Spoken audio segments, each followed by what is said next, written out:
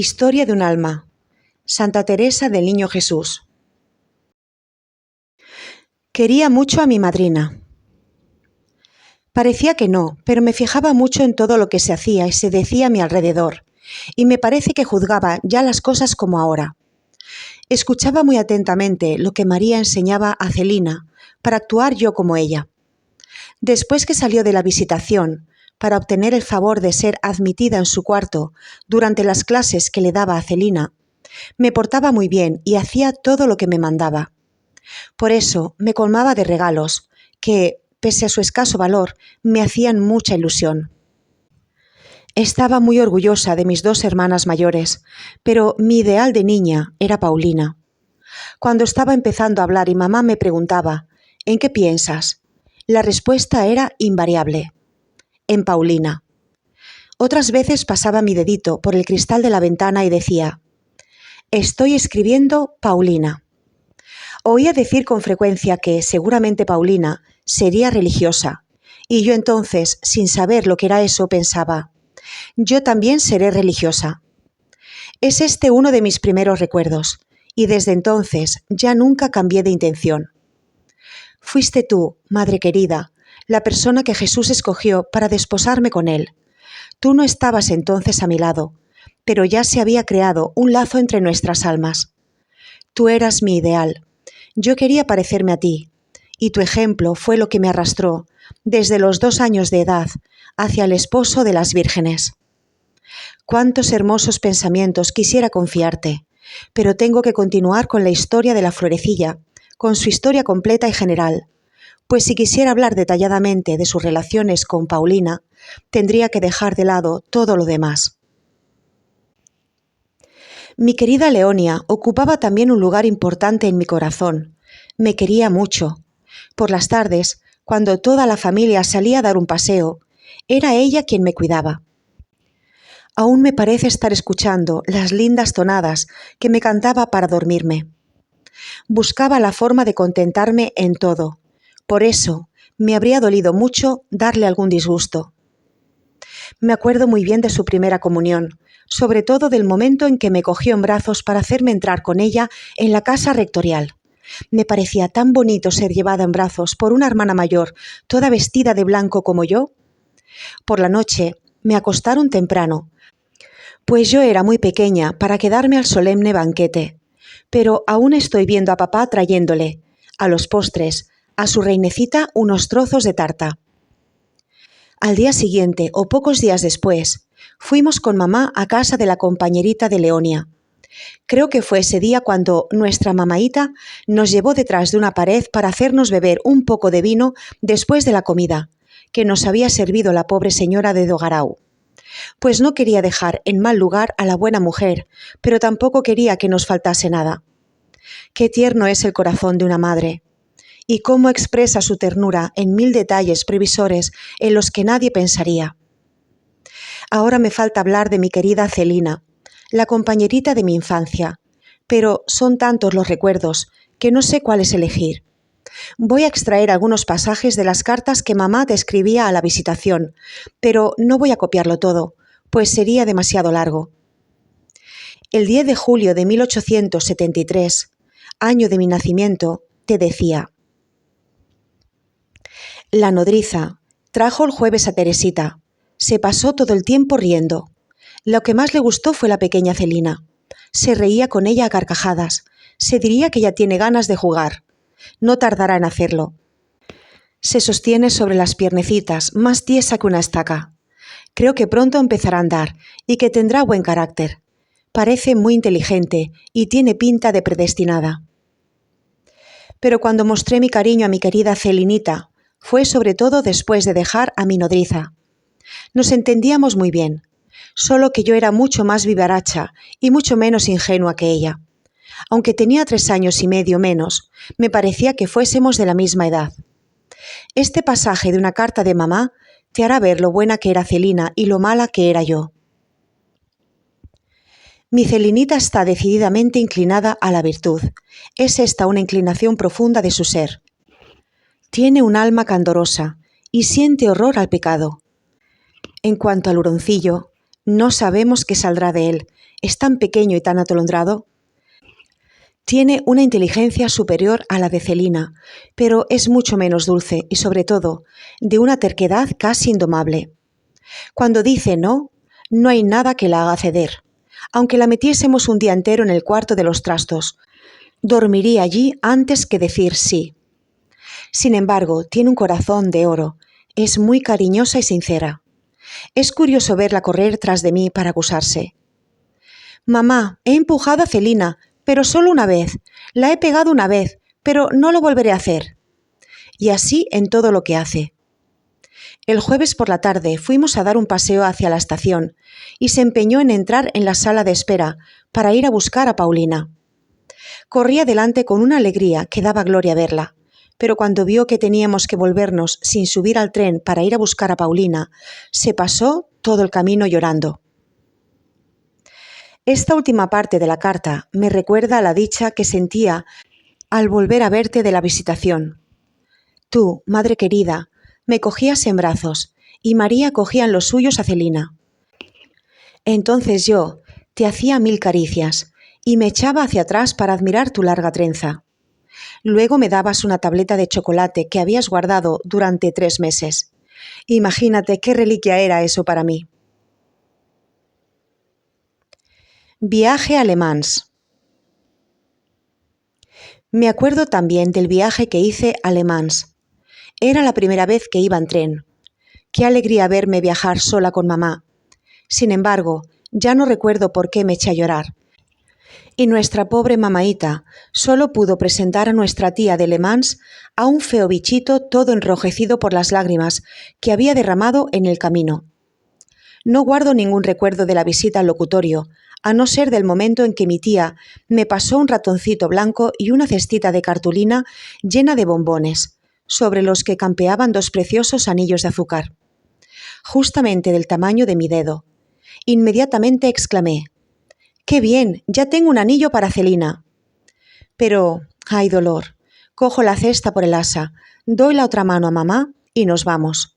A los pocos pasos miro la cesta y veo casi todos los bombones desparramados por la calle, como si fueran los guijarros de Pulgarcito. Miro más atentamente y veo que uno de los preciosos anillos había corrido la suerte fatal de los bombones. Ya no tenía nada que llevar a Celina. Entonces estalla mi dolor. Pido volver sobre mis pasos, pero mamá no parece hacerme caso. Aquello era demasiado. A mis lágrimas siguieron mis gritos. No podía comprender que mamá no compartiese mi dolor, y eso acrecentaba todavía más mi sufrimiento. Mi carácter. Vuelvo ahora a las cartas en las que mamá te habla de Celina y de mí. Es el mejor medio que puedo emplear para darte a conocer mi carácter. He aquí un pasaje en el que mis defectos brillan en todo su esplendor. Celina está entretenida con la pequeña jugando a los dados y riñen de vez en cuando. Celina cede para añadir una perla a su corona. Yo me veo obligada a reprender a esta pobre niña, que coge unas rabietas terribles cuando las cosas no salen a su gusto y se revuelca por el suelo como una desesperada, pensando que todo está perdido. Hay momentos en que es más fuerte que ella y se le corta la respiración. Es una niña muy nerviosa. De todas maneras, es un encanto y muy inteligente, y se acuerda de todo. Ya ves, madre mía, qué lejos estaba yo de ser una niña sin defectos. Ni siquiera se podía decir de mí que fuese buena cuando estaba dormida, pues de noche era todavía más revoltosa que de día. Mandaba a paseo todas las mantas, y dormida y todo. Me daba golpes contra los largueros de mi camita. El dolor me desesperaba. Y entonces decía: «Mamá, me he golpeado». Nuestra pobre mamaíta se veía obligada a levantarse y comprobaba que, en efecto, tenía chichones en la frente y me había golpeado. Me tapaba bien y volvía a acostarse, pero al cabo de un momento yo volví a golpearme. De suerte que se vieron obligados a atarme en la cama. Todas las noches, la pequeña Celina venía a anudar las incontables cuerdas destinadas a evitar que el diablillo se golpease y despertara a su mamá. Esta medida dio buen resultado, y desde entonces ya fui buena mientras dormía. También tenía otro defecto, estando despierta, del que mamá no habla en sus cartas, que era un gran amor propio. No voy a darte más que 2 ejemplos para no alargar demasiado mi narración. Un día me dijo mamá: Teresita, si besas el suelo, te doy 5 céntimos. 5 céntimos era para mí toda una fortuna, y para ganarlos no tenía que bajar demasiado de mi altura, pues mi exigua estatura no me separaba muchos palmos del suelo. Sin embargo, mi orgullo se rebeló a la sola idea de besar el suelo, y poniéndome muy tiesa le dije a mamá: No, mamaíta, prefiero quedarme sin los 5 céntimos. En otra ocasión teníamos que ir a Groñi, a visitar a la señora de Monier. Mamá le dijo a María que me pusiese mi precioso vestido azul celeste, adornado de encajes, pero que no me dejara los brazos al aire, para que el sol no me los tostase. Yo me dejé, con la indiferencia propia de las niñas de mi edad, pero interiormente pensaba que habría estado mucho más bonita con los bracitos al aire. Con una forma de ser como la mía, si hubiera sido educada por unos padres sin virtud, o incluso si hubiese sido mimada por Luisa como Celina, habría salido muy mala y tal vez hasta me habría perdido. Pero Jesús velaba por su pequeña prometida y quiso que todo redundase en su bien, incluso sus defectos, que, corregidos a tiempo, le sirvieron para crecer en la perfección. Como tenía amor propio y también amor al bien, en cuanto empecé a pensar seriamente, y lo hice desde muy pequeña, bastaba que me dijeran que algo no estaba bien para que se me quitasen las ganas de hacérmelo repetir 2 veces. Veo con agrado que, en las cartas de mamá, a medida que iba creciendo, le daba mayores alegrías. Como no tenía más que buenos ejemplos a mi alrededor, quería seguirlos como la cosa más natural del mundo. Esto es lo que escribía en 1876. Hasta Teresa quiere ponerse a hacer prácticas. Es una niña encantadora, más lista que el hambre, muy vivaracha, pero de corazón sensible. Celina y ella se quieren mucho, se bastan solas para entretenerse. Todos los días, en cuanto acaban de comer, Celina va a buscar su gallo y atrapa al primer golpe la gallina de Teresa. Yo no consigo hacerlo, pero ella es tan hábil que la coge a la primera. Después se van las 2 con sus animalitos a sentarse al amor de la lumbre, y así se entretienen un buen rato. La gallina y el gallo me los había regalado Rosita, y yo le di el gallo a Celina. El otro día Celina durmió conmigo, y Teresa se acostó en el segundo piso en la cama de Celina. Había pedido a Luisa que la bajase para vestirla, y cuando Luisa subió a buscarla, encontró la cama vacía. Teresa había oído a Celina y había bajado con ella. Luisa le dijo: «O sea, ¿que no quieres bajar a vestirte?» «No, Luisa, no. Nosotras somos como las 2 gallinitas, que no pueden separarse». Y al decir esto se abrazaban y se estrechaban la una con la otra. Luego por la tarde Luisa, Celina y Leonia se fueron al círculo católico y dejaron en casa a la pobre Teresa, que entendía perfectamente que ella era demasiado pequeña para ir, y decía: «Si por lo menos quisieran acostarme en la cama de Celina», pero no quisieron. Ella no dijo nada y se quedó sola con su lamparita. Al cuarto de hora estaba ya profundamente dormida. Otro día mamá escribía también: «Celina y Teresa son inseparables. No es fácil ver a 2 niñas que se quieran tanto. Cuando María viene a buscar a Celina para la clase, la pobre Teresa se queda hecha un mar de lágrimas. Ay, ¿qué va a ser de ella si se va su amiguita?» María se compadece y se la lleva también, y la pobre criatura se pasa 2 o 3 horas sentada en una silla. Le dan unas cuentas para que las ensarte o algún trapo para que cosa. No se atreve a rebullir y lanza con frecuencia profundos suspiros. Cuando se le desenreda la aguja, intenta volver a enhebrarla, y es curioso verla cuando no lo consigue y sin atreverse a molestar a María. Pronto se ven 2 gruesas lágrimas correr por sus mejillas. María la consuela inmediatamente y le vuelve a enhebrar la aguja, y el pobre angelito sonríe a través de sus lágrimas. Recuerdo en efecto que no podía vivir sin Celina y que prefería levantarme de la mesa sin terminar el postre a no irme tras ella.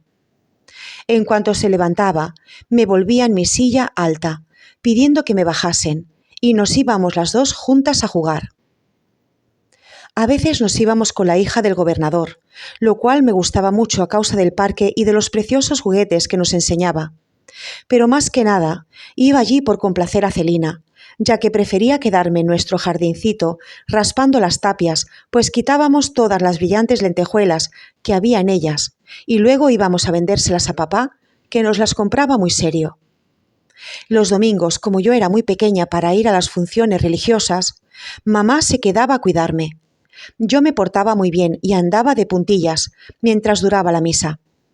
Pero en cuanto veía abrirse la puerta, se producía una explosión de alegría sin igual. Me precipitaba al encuentro de mi preciosa hermanita, que llegaba adornada como una capilla, y le decía: «Celina, dame enseguida pan bendito». A veces no lo traía, porque había llegado demasiado tarde. ¿Qué hacer entonces? Yo no podía pasarme sin él, era mi misa. Pronto encontré la solución. ¿No tienes pan bendito? Pues hazlo. Dicho y hecho. Celina cogía una silla, abría la alacena, cogía el pan, cortaba una rebanada y rezaba muy seria un Ave María sobre él. Luego me lo ofrecía, y yo, después de hacer con él la señal de la cruz, lo comía con gran devoción, encontrándole exactamente el mismo gusto que el pan bendito. Con frecuencia hacíamos juntas conferencias espirituales. He aquí un ejemplo que entresaco de las cartas de mamá. Nuestras dos queridas pequeñas, Celina y Teresa, son ángeles de bendición. Tienen una naturaleza verdaderamente angelical. Teresa constituye la alegría y la felicidad de María y su gloria. Es increíble lo orgullosa que está de ella. La verdad es que tiene salidas de lo más sorprendentes para su edad y le da 100 vueltas a Celina, que tiene el doble de años. El otro día decía Celina: «¿Cómo puede estar Dios en una hostia tan pequeña?». Y la pequeña contestó: «Pues no es tan extraño porque Dios es todopoderoso». ¿Y qué quiere decir todopoderoso? Pues que hace todo lo que quiere.